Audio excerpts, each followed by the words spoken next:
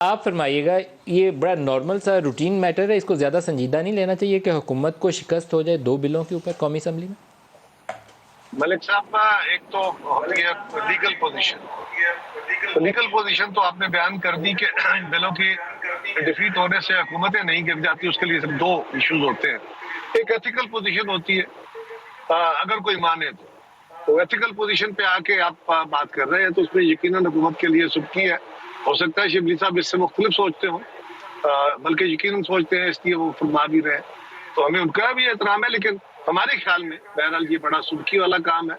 لیکن اس سے زیادہ جو اہم ایشو ہے نا، وہ یہ ہے کہ حکمران جو اتحاد ہے اس کے پاس کوئی 200 کے قریب ووٹ گنے جاتے تھے.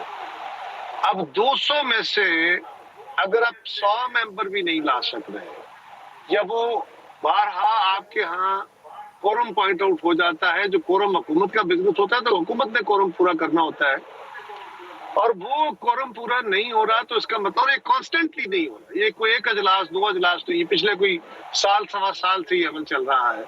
تو یہ ایک بات اور بھی ریفلیکٹ کرتا ہے کہ ممبران پارلیمنٹ اور خاص طور پہ حکمران جماعت کے جو ممبران ہیں ان کا انٹرسٹ لوز ہے. وہ سمجھتے ہیں کہ ہمارے لیے پارلیمنٹ میں جانا بیکار ہے، کام تو ہونے کوئی نہیں، نہ تو ان کے کوئی ہلکوں کے کام ہوں گے، اچھا نہ طاہر صاحب، ادروائز پیسہ لیکن یہ جو بزنس ہے. ٹرینڈ ہے اس سے ایک بڑا سوال سامنے آتا ہے. آج یوسف رضا گیلانی صاحب سے سوال بھی ہوا تو انہوں نے بڑا معنی خیز جواب دیا. انہوں نے کہا جو پارلیمنٹری فورسز ہیں وہ مشترکہ طور پر ایک حکمت عملی اپنائیں گی کہ حکومت جو انہوں نے شاید انہوں نے یا کسی اور رکن نے 30 بلوں کا ذکر کیا کہ جو مشترکہ اجلاس میں حکومت لانے کی کوشش کر رہی ہے کہ اس کا راستہ کیسے روکنا ہے. یوسف رضا گیلانی کو 15 پی ٹی آئی کے اراکین جا کے ووٹ کر رہے تھے. تو کیا ایسے امکانات موجود ہیں کہ جوائنٹ سیشن میں آپ لوگ دوبارہ کو مشترکہ حکمت عملی اپنائیں، P M L N, Peoples Party اور جے یو آئی مل کے ساتھ کچھ ایسے ہم خیال لوگوں کو ملا لیں؟ لیڈر آف دا اپوزیشن نے آج بھی اس پہ کل بھی مشاورت کی تھی.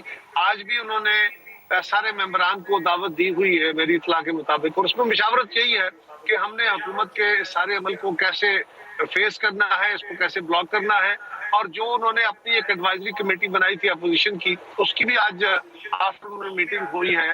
اس پہ خرم صاحب زیادہ بہتر روشنی ڈال سکیں گے کہ اس میں بھی انہوں نے یہ بات طے کی ہے کہ ہم اس کو ہر حال میں لوگوں کو کنوینس بھی کریں گے، حکومت کے اتحادیوں، حکومت کے لوگوں کو بھی، اور اگر ضرورت پیش آئی تو پھر ہمیں عدالت کا راستہ بھی اختیار کرنا پڑا تو ہم کریں گے. یہ شاید آج طے ہوا ہے.